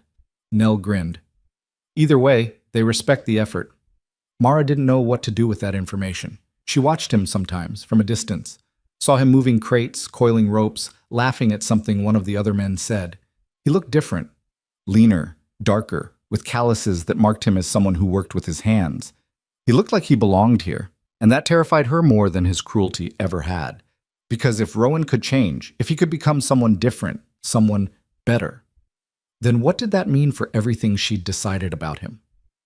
On the 25th day of the month, something shifted. Mara was walking through the market with Ilara strapped to her chest when she heard shouting from the docks. She turned and saw a crowd gathering, people running toward the water. Her stomach dropped. Someone was in trouble. She ran, awkward and unbalanced with the baby, and pushed through the crowd to see what was happening. A boy, maybe 12 years old, had fallen off the pier. The water was choppy, the current strong, and he was flailing, going under and coming up gasping. "He can't swim," someone shouted. "Where's his father? Get a rope." And then Rowan was moving. He didn't hesitate, didn't think, just kicked off his boots and dove into the water. The crowd went silent. Mara's heart stopped. The water was freezing. The current was vicious. And Rowan was not a strong swimmer. She'd seen him in the bath at Stormhaven, awkward and uncomfortable in water deeper than a few feet. But he swam anyway. He reached the boy in seconds, grabbed him around the chest, and hauled him toward the pier. The boy was panicking, thrashing, and Rowan took an elbow to the jaw that made his head snap back. But he didn't let go. Hands reached down, Nell, Branna, 2 fishermen Mara didn't know, and pulled them both out of the water. The boy was coughing, crying, alive. Rowan was on his hands and knees on the pier, bleeding from the mouth, soaking wet and shaking. "You're an idiot," Branna said, kneeling beside him. "You could have drowned." "He was drowning," Rowan managed through chattering teeth. "So you thought you'd join him?" "I thought I'd stop it." The boy's mother appeared, sobbing, and pulled her son into her arms. Then she turned to Rowan, tears streaming down her face. "Thank you," she said, her voice breaking. "Thank you, thank you, thank you." Rowan shook his head. "Anyone would have—" "No one else moved," Nell interrupted. Just you. The crowd was staring at him now with something that looked like respect. Real respect, not the tentative acceptance he'd been earning through work. Respect that came from knowing he'd risked his life without hesitation to save one of their own. Mara stood frozen, Alara warm against her chest, and felt something inside her shift. This wasn't an act. This wasn't manipulation. This was who Rowan was becoming, or maybe it was who he'd always been, buried under layers of cruelty and entitlement and the weight of a legacy that demanded he be hard. That night, Mara knocked on the door of Rowan's room at the tavern. He answered barefoot, his shirt half-buttoned, a bruise blooming purple along his jaw. "Elena, I saw what you did today. It was nothing. It wasn't nothing. You could have died." So could he. Rowan leaned against the doorframe, exhausted. "What are you doing here?" Mara took a breath. "I want to make you an offer." "I'm listening." "Stay. Not for a month. Permanently." His eyes widened. "What?" "Stay in Greymore. Work the docks. Be part of this community." She shifted Alara slightly, the baby heavy in her arms. "And be part of Alara's life, not as the Duke of Ashcroft, as Rowan. Just Rowan." "You mean it?" "I mean it, but there are conditions." "Name them." "You sign papers renouncing your title. You divorce me legally and publicly. You give up any claim to the Ashcroft fortune beyond what you need to live simply." She met his gaze. "And you accept that I will never be your wife again. We are not getting back together. This is about Alara. Only Alara." Rowan was silent for a long moment. Then he said, "I'll do it." "Just like that?" "Just like that." He straightened, and despite the exhaustion and the bruise and the salt-stiffened hair, he looked more certain than she'd ever seen him. "I don't want the title. I don't want the fortune. I don't want any of it. I want to be someone my daughter can be proud of, and I can't do that as a duke. This isn't temporary, Rowan. You can't come back from this. Your family will disown you. Society will destroy you. You'll be giving up everything." "I'm giving up nothing that matters." He looked at her, and his eyes were clear. "The only thing that ever mattered was what I lost when you left. I'm not losing it again." Mara felt tears prick her eyes. "I can't love you, not after everything." "I know. I'm not asking you to." "Then what do you want?"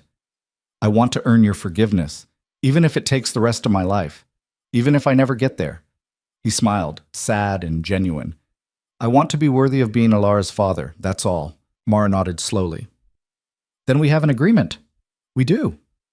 "I'll have Branna draw up the papers. You'll sign them in front of witnesses." "I will. And if you ever try to use Alara as leverage or try to claim authority over me or her, the deal is void and you're gone. Understood?" "Understood." They stood in the doorway, former husband and wife, jailer and escapee, two people who'd caused each other immeasurable pain and were now trying to build something new from the wreckage. "Thank you," Rowan said quietly, "for giving me this chance." "Don't thank me yet. You still have to prove yourself every single day." "I will." Mara turned to leave, then paused. "The boy you saved today. His name is Finn. His mother is Margot. She works at the bakery." "Why are you telling me this?" "Because if you're going to be part of this community, you need to know the people in it. Their names, their stories." She looked back at him. "That's what makes a home, Rowan. Not a title, not a fortune. People." "I'm learning that." "Good." She walked away before the tears could fall, before the weight of what she'd just agreed to could crush her. Behind her, Rowan stood in the doorway and watched her go, his hand pressed against the bruise on his jaw, and thought about how he'd almost drowned today, how the water had closed over his head and the current had pulled him under, and for just a second he'd thought, this is it. But then he'd thought about Alara, about never seeing her again, never holding her, never watching her grow, and he'd fought. He'd fought the water and the cold and his own fear, and he'd won. And now he had a second chance, a real one. He wasn't going to waste it. The next morning, Rowan went to the bakery and bought a loaf of bread. Margot, the boy's mother, was behind the counter. Her eyes widened when she saw him. "I wanted to check on Finn," Rowan said. "Make sure he's all right." "He's fine. Scared himself half to death, but fine." Margot's voice was thick. "I don't know how to thank you." "You don't need to thank me. You saved my son's life. I did what anyone would have done." "No," Margot said firmly. "You did what no one else was brave enough to do. That matters." Rowan didn't know what to say to that, so he just nodded and paid for the bread. As he was leaving, Margot called after him. "You're staying, aren't you? In Graymore?" "Yes." "Good." She smiled. "We need more people like you." Rowan walked out of the bakery with the bread tucked under his arm and tears in his eyes. He'd spent his entire life being told he mattered because of his name, his title, his bloodline. This was the first time anyone had ever said he mattered because of who he was. Over the next week, things began to change. The fishermen who'd barely tolerated Rowan started inviting him for drinks after work. The women at the market smiled when he passed. Children who'd been wary started waving. Graymore was accepting him. And Mara watched it happen with a mixture of pride and fear. Pride, because he was earning it honestly. Fear, because she could feel herself softening toward him, and she didn't know if that was healing or weakness. On the first day of April, the papers arrived. Branna had contacted a solicitor in the nearest city, explained the situation, and commissioned documents that would legally dissolve the marriage and renounce Rowan's claim to both title and fortune. They gathered in the common room of the boarding house. Mara, Rowan, Branna, Nell, and two fishermen serving as witnesses. The solicitor, a thin man with wire-rimmed glasses and a professional detachment, read through the documents aloud. "By signing this, you, Rowan Ashcroft, Duke of Ashcroft, agree to dissolve your marriage to Elena Viremont, formerly Duchess of Ashcroft, and renounce all claim to the title, lands, and fortune associated with the Ashcroft name. Furthermore, you acknowledge that the child born to Elena Viremont, Alara Hale, is under the sole guardianship of her mother, and you waive all legal rights to custody, visitation, or decision-making authority unless explicitly granted by the mother. Do you understand these terms?" "Ibenda is kamne." "I do," Rowan said, "and you agree to them freely without coercion." "I do." The solicitor handed him a pen. Rowan signed without hesitation. His handwriting was steady, the signature bold and clear. Then he slid the papers across the table to Mara. She signed too, her hand shaking slightly, and just like that, it was done. The marriage was over. The solicitor collected the documents, promised to file them with the appropriate courts, and left. Silence settled over the room. "Well," Nell said finally, "that's that." Rowan looked at Mara. "What now?" "Now you prove you meant it." She stood, Alara asleep in her arms. "You work. You integrate. You show Alara every day that you're someone worth knowing." "I will. And if you ever make me regret this, you won't. I promise you won't." Mara wanted to believe him, and maybe, just maybe, she was starting to. That night, the village threw a celebration. Not for Rowan, though he was part of it, but for the fishing season officially beginning. The boats had been repaired, the nets mended, the weather finally turning toward spring. Everyone gathered at the tavern, drinking and laughing and telling stories that grew more outrageous with every round. Mara stayed late, Alara bundled against her chest, and watched Rowan laughing with the fishermen who'd become his friends. He looked happy. Really, genuinely happy. And when he caught her eye across the room and smiled, not the practiced smile of a duke, but something real and warm, Mara felt her heart do something dangerous. Not love, not yet, maybe not ever, but something close to forgiveness. At midnight, as the party was winding down, Rowan appeared at her side. "Can I walk you home?" "It's a 3-minute walk." "I know, but still." Mara hesitated, then nodded. They walked in comfortable silence, the stars bright overhead, the sound of the ocean a constant rhythm in the background. At the boarding house, Rowan stopped.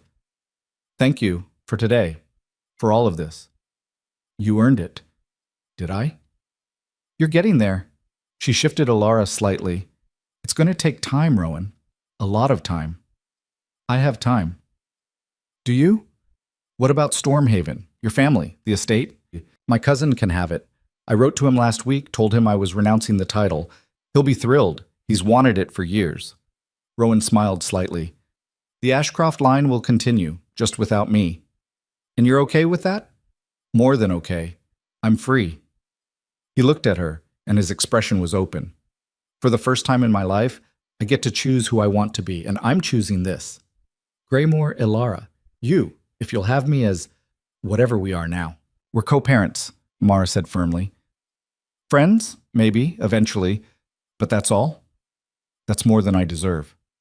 "Yes, it is." He laughed, soft and genuine. You don't pull punches anymore. I never should have started. No, you shouldn't have. He stepped back, giving her space. Good night, Mara. Good night, Rowan. She watched him walk away back toward the tavern where he'd rented a permanent room and felt something settle in her chest. This wasn't a fairy tale.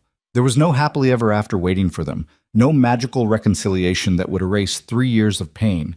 But maybe there was something else. Maybe there was the possibility of building something new, something honest, something that acknowledged the past without being imprisoned by it.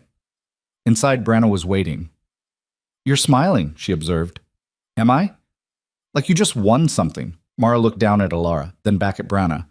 Maybe I did. What did you win? My life, Mara said simply. I won my life back. And for the first time since she'd stood in that doorway in Stormhaven and watched her husband kiss another woman, Mara felt like she could breathe. Spring turned to summer, and Greymore came alive. The fishing season was in full swing, the boats going out every morning and returning heavy with cod and mackerel. The market overflowed with vegetables from the inland farms, and children ran barefoot through streets that had finally dried out after months of rain and mud. Alara was 3 months old, fat and healthy, with her mother's dark eyes and a temper that made Branna laugh every time the baby screamed. She's got your spirit, Branna told Mara one afternoon while they hung laundry. That child knows what she wants and isn't afraid to demand it. She gets that from both of us, Mara said, wrestling a sheet onto the line while Alara squirmed in the sling against her chest. Both of you? Rowan's stubborn when he decides he wants something. Branna raised an eyebrow. So we're admitting he has good qualities now. Mara flushed. I'm admitting he's persistent. That's not the same thing. But it was getting harder to pretend Rowan hadn't changed. He'd been in Greymore for 3 months now, working the dock 6 days a week and spending his Sundays helping repair roofs and mend fences for families who couldn't afford to pay someone. He'd given up everything. The title had been officially transferred to his cousin, the fortune divided among various Ashcroft holdings that Rowan wanted nothing to do with. He lived in 2 rooms above the tavern, owned 3 shirts and 2 pairs of trousers, and seemed happier than Mara had ever seen him. And he was good with Alara. Mara had started letting him visit twice a week, supervised at first, then gradually allowing him time alone with their daughter. He was awkward, nervous, clearly terrified of doing something wrong. But he learned. He figured out how to hold her so she'd stop crying, how to change her without getting kicked in the face, how to make her laugh by making ridiculous faces. Watching him with Alara did something to Mara's heart that she wasn't ready to examine too closely. He asked me yesterday if I'd let him take her to the beach, Mara said, pulling another sheet from the basket. And? I said yes, Branna grinned. Look at you, trusting people. Don't get used to it. But the truth was, Mara was learning to trust again. Not blindly, she'd never be that naive again, but carefully, deliberately, with her eyes open. And Rowan was earning it, one small choice at a time. The letter arrived in mid-June. It was addressed to Rowan, but the seal was unmistakable, the Ashcroft crest in deep red wax. Mara saw it when she went to the tavern to drop off some mended shirts she'd sewn for him. He was sitting at a table by the window, the letter open in front of him, his expression blank. What is it? She asked. He looked up, startled. Mara, I didn't hear you come in. What's the letter? It's from my cousin, Edmund. Rowan pushed it across the table. He's coming here. Mara's stomach dropped. Why? To see if I've lost my mind, apparently, and to try to convince me to come back. Are you going to? No. The answer was immediate, certain. But he won't believe that unless he sees it for himself. Mara picked up the letter and scanned it quickly. Edmund's handwriting was sharp and angry, full of words like disgrace and family obligation and temporary insanity. He was arriving in 4 days. He thinks this is a phase, she said. He thinks I've been bewitched by a peasant girl who seduced me away from my responsibilities. Rowan's mouth twisted. His words, not mine. Charming. Edmund's never been subtle. Rowan took the letter back, folded it carefully. I don't care what he thinks, but I need you to know, whatever he says, whatever threats he makes, I'm not leaving. He could make trouble for us. He could try, but he has no legal ground to stand on. I signed everything away. The title, the fortune, the authority. He met her eyes. I chose this life, Mara. I'm not giving it up. What if he tries to take Alara? Rowan's expression went hard. Then he'll learn very quickly that I may have given up my title, but I haven't forgotten how to fight. 4 days later, Edmund Ashcroft arrived in Graymore like a hurricane. He came with an entourage, 3 servants, 2 lawyers, and enough luggage to suggest he thought he'd be dragging Rowan back to civilization within the week.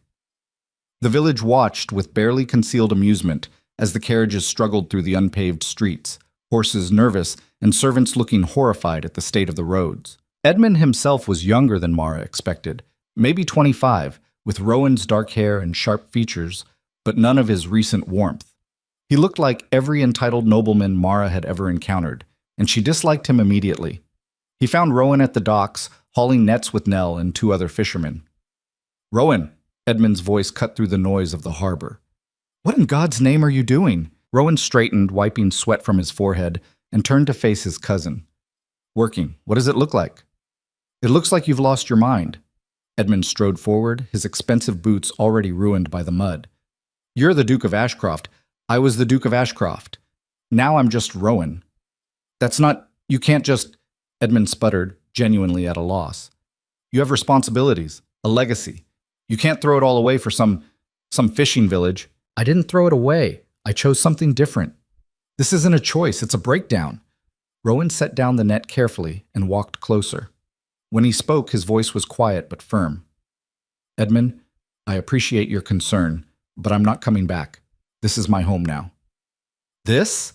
Edmund gestured wildly at the harbor, the boats, the fishermen who were now openly staring. "This is not a home for an Ashcroft.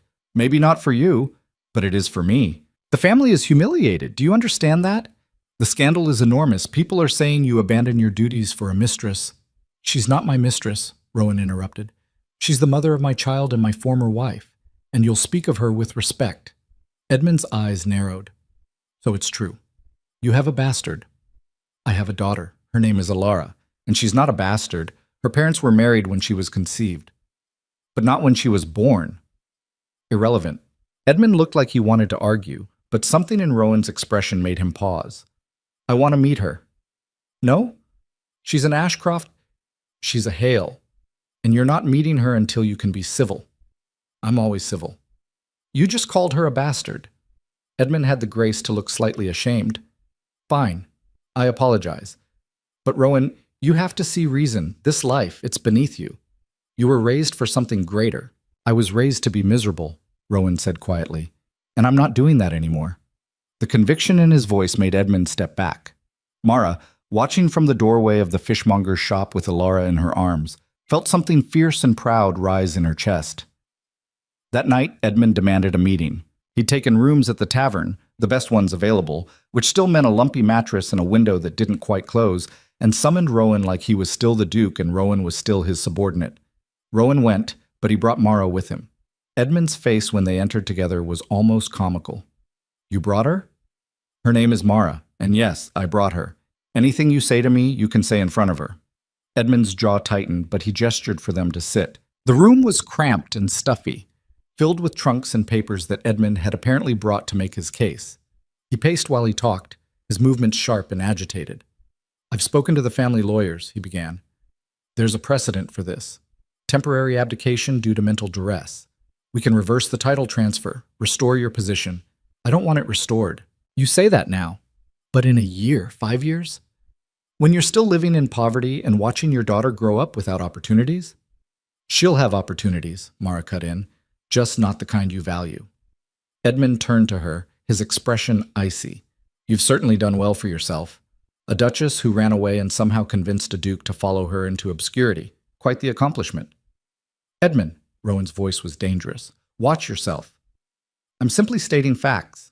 You're being cruel, and if you can't manage basic decency, this conversation is over." Edmund stopped pacing, his hands clenched into fists. "Do you have any idea what you've done? The family is a laughingstock.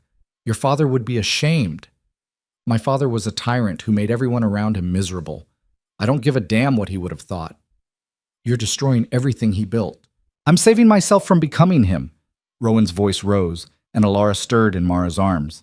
He immediately lowered his volume, but the intensity remained. "I was turning into him, Edmund. Cold, cruel, incapable of seeing people as anything but tools.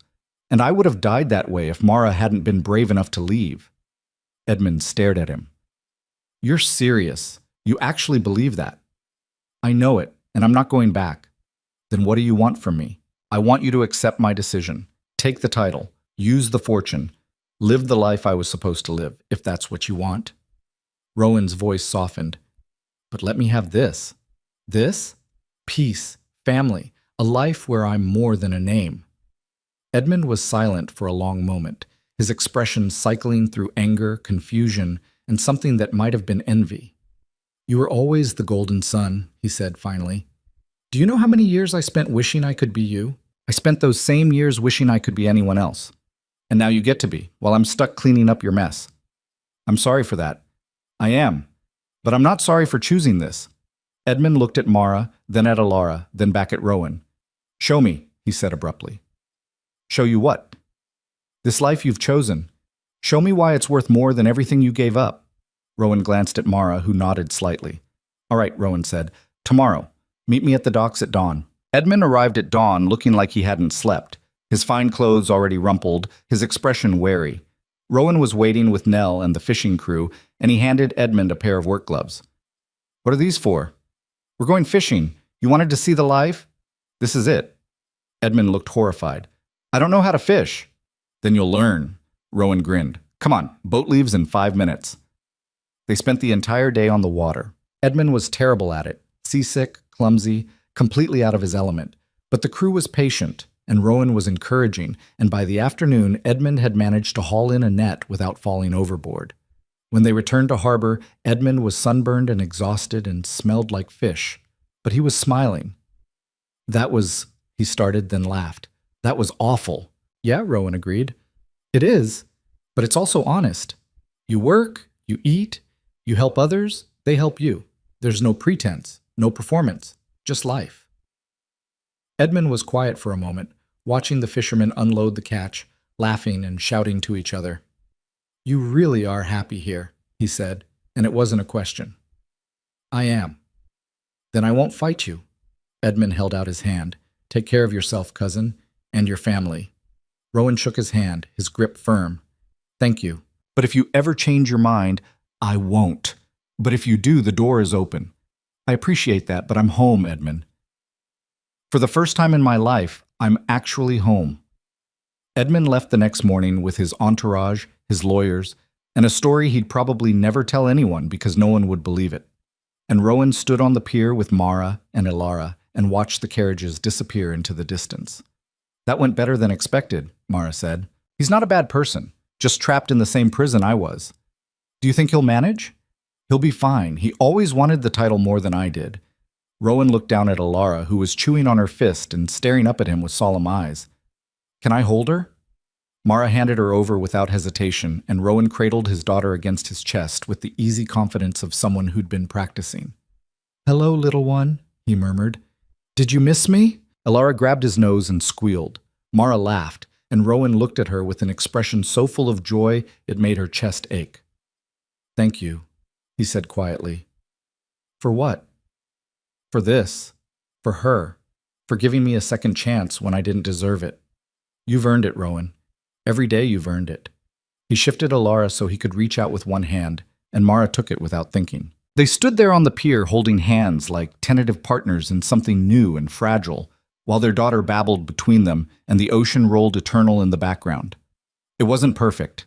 There were still hard days, nights when Mara couldn't sleep because the memories of Stormhaven came back too vivid and sharp, moments when Rowan's old instincts surfaced and he had to consciously choose to be different.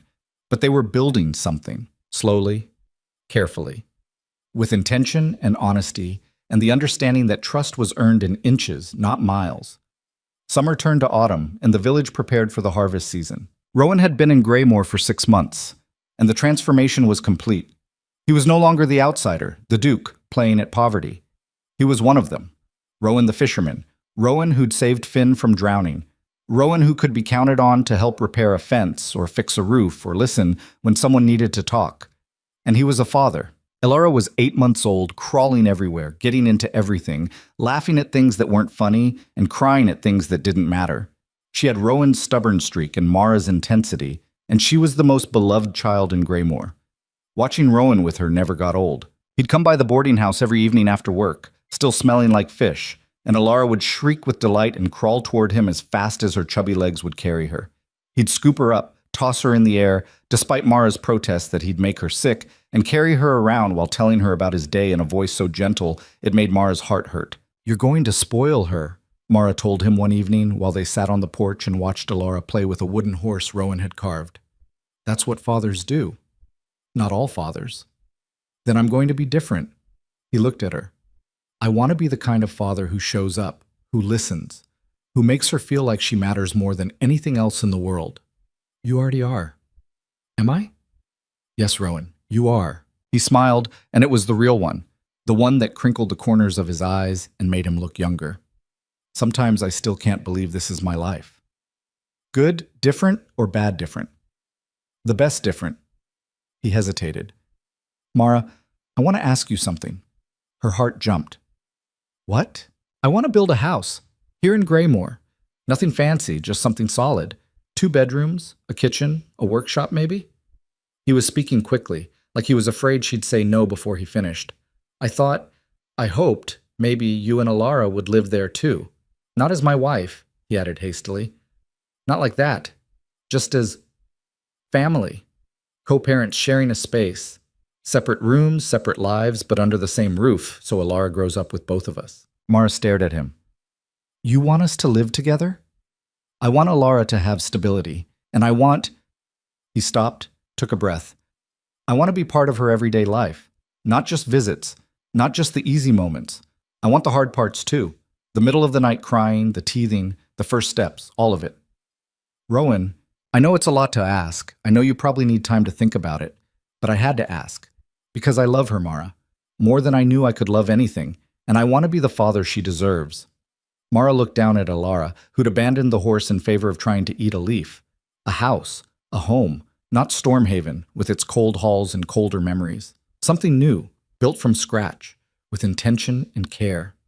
A place where Alara could grow up knowing both her parents loved her. "Separate rooms," she said finally. Rowan's eyes widened. "Yes, absolutely. And I get final say on decisions about Alara. Of course. And if this doesn't work, if it becomes toxic or painful, we revisit the arrangement." "Agreed." Mara took a breath. "Then yes, let's build a house." Rowan looked like she'd just handed him the world. "You mean it?" "I mean it. But Rowan—" She met his eyes. "This doesn't change what I said before. We're not getting back together. This is about Alara. I know. And that's enough." "Is it? Really?" He considered the question seriously. "It is. Because I'd rather have you as a friend and a partner in raising our daughter than lose you entirely by pushing for something you can't give." "What if I never love you again?" "Then I'll live with that. You don't owe me love, Mara. You don't owe me anything. But if you'll let me be part of Alara's life, really part of it, that's more than I ever hoped for." Mara felt tears prick her eyes. "You really have changed." "I'm trying, every day. I'm trying." "I know." She wiped her eyes roughly. "When do we start building?" They broke ground in October. The whole village turned out to help. The fishermen laid the foundation. The women organized meals. Children ran underfoot, getting in the way and being useful in equal measure. And Rowan worked harder than anyone, laying stone and hauling timber and hammering until his hands bled through the calluses. The house rose slowly, a sturdy structure of wood and stone, with windows that faced the ocean and a porch big enough for a rocking chair. It wasn't grand, it wasn't impressive, but it was theirs. They moved in just before winter, when the first snow was starting to fall. The house smelled like fresh wood and smoke from the fireplace Rowan had built himself. Their furniture was mismatched, donated, traded, scavenged from various corners of the village.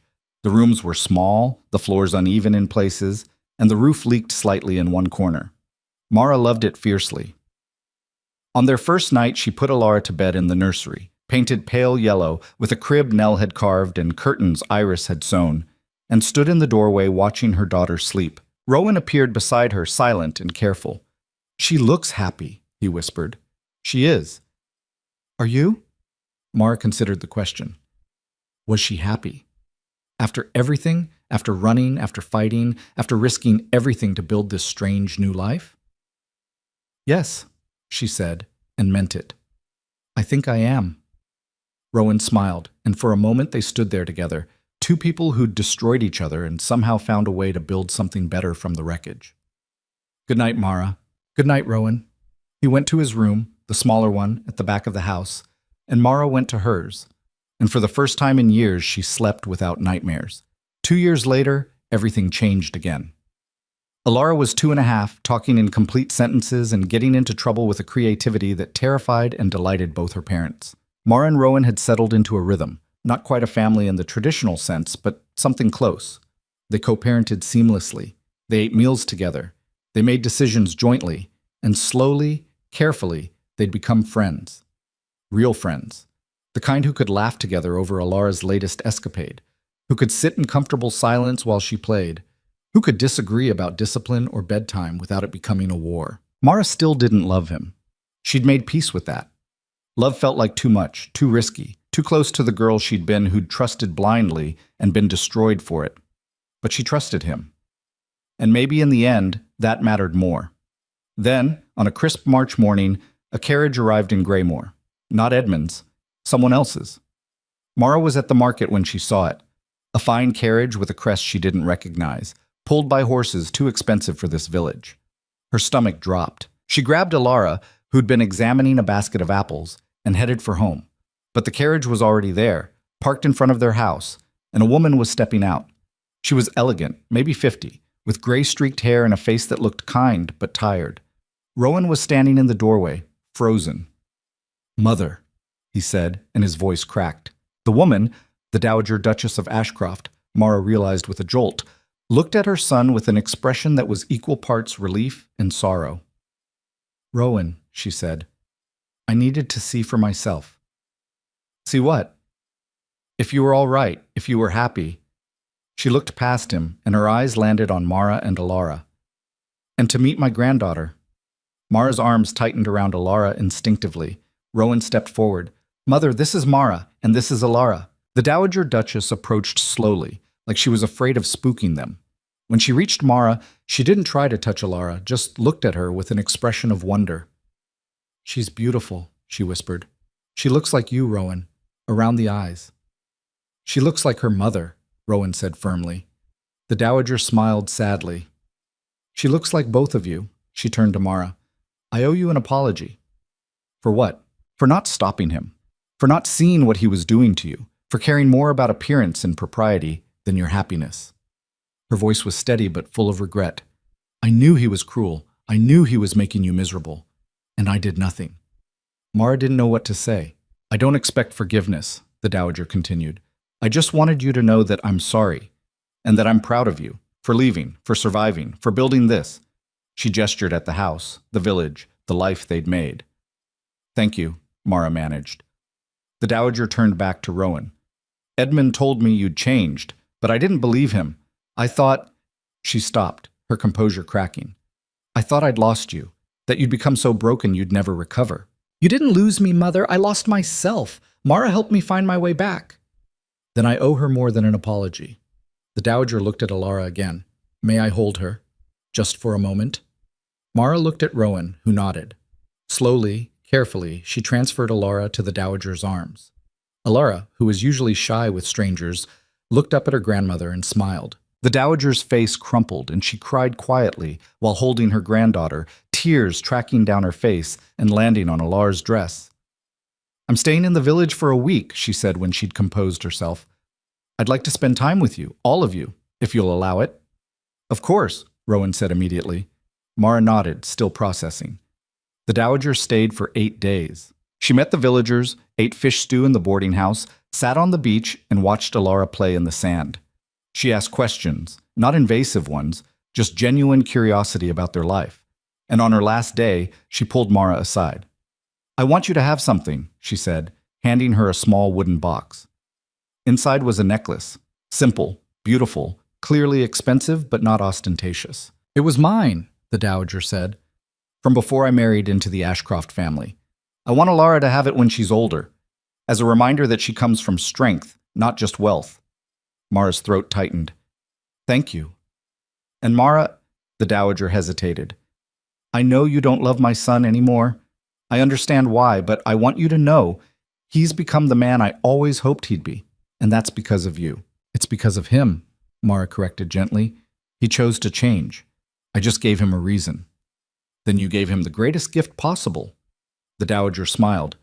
Take care of each other, and that beautiful child. She left the next morning, and Graymore felt quieter without her. 3 years passed. Alara started school in the village, learning to read and write alongside the other children.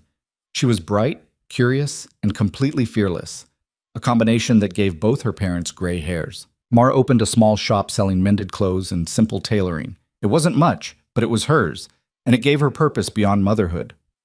Rowan became the harbor master, managing the docks and mediating disputes between fishermen.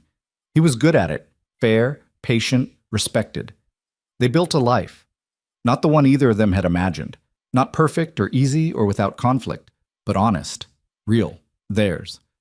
And then, one evening in late summer, everything shifted again. They were sitting on the porch, watching Alara chase fireflies in the yard, when Rowan said, I need to tell you something. Mara's heart jumped. What? I'm in love with you. She froze. I know you don't feel the same way, he continued quickly. I know you might never feel that way, and I'm not asking for anything. I needed you to know. Because it's true, and I'm tired of pretending it isn't. Mara stared at him, her mind blank. You don't have to say anything, Rowan said. I don't want to make things awkward. I love you, Mara. Not because you're the mother of my child, not because we share a house, but because you're brave and strong and you rebuilt yourself when I tried to destroy you. Because you're a better person than I could ever hope to be.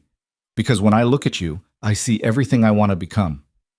Rowan, I'm not asking you to love me back. I just wanted you to know. Mara looked at him. This man who'd been her jailer and was now her partner, who'd hurt her deeply and worked every day since to heal that damage, who loved their daughter with a ferocity that still surprised her.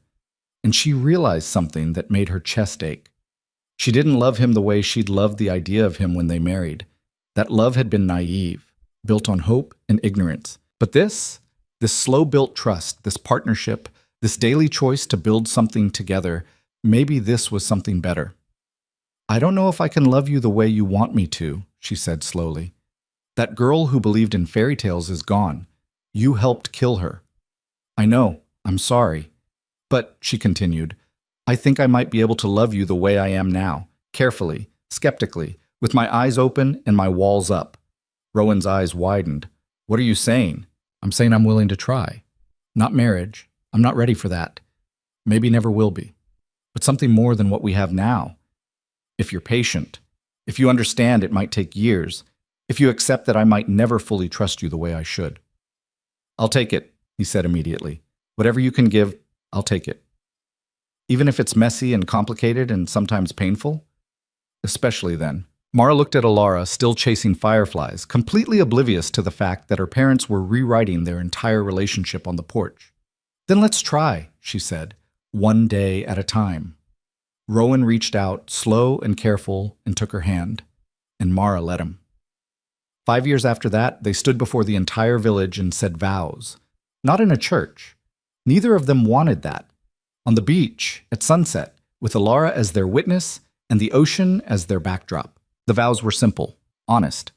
Nothing about obeying or possessing or till death. Just promises to choose each other every day, even when it was hard. To be partners. To raise their daughter together. To build a life based on truth instead of duty. When the unofficial ceremony was over, led by Branna, because of course it was, the village celebrated with fish and bread and dancing that lasted until dawn, and Mara Hale, formerly Elena Weiermont, formerly Duchess of Ashcroft, danced with her husband under the stars and thought about how far she'd come. From invisible wife to runaway to mother to business owner to partner. From powerless to powerful in ways she'd never imagined. She'd survived by running, but she'd thrived by standing still. By choosing a life instead of accepting one. By demanding respect instead of waiting for it. By building something new from the ruins of something broken. What are you thinking? Rowan asked, pulling her closer. That I won, Mara said. Won what? Everything. My life, my daughter, my freedom. She looked up at him.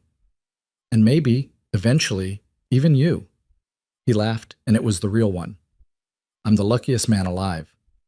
You're the luckiest man who almost lost everything and barely managed to save himself. True. He kissed her forehead. Thank you for giving me the chance. Thank you for earning it. They danced until Alara, 8 years old and exhausted, tugged on Mara's skirt. Can we go home now? Yes, sweetheart. Let's go home. And the three of them walked back to their house. Small, imperfect, theirs. While behind them the village celebrated and the ocean rolled eternal and the stars watched like witnesses to something rare and hard-won. A woman who'd been bought and sold and had refused to stay that way. A man who'd inherited power and had chosen to surrender it. And a daughter who would grow up knowing that strength wasn't about titles or wealth.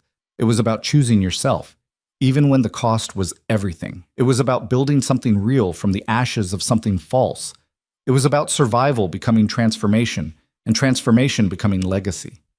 And that, Mara thought, as she tucked Alara into bed that night, was a story worth telling. Not because it was perfect, but because it was true.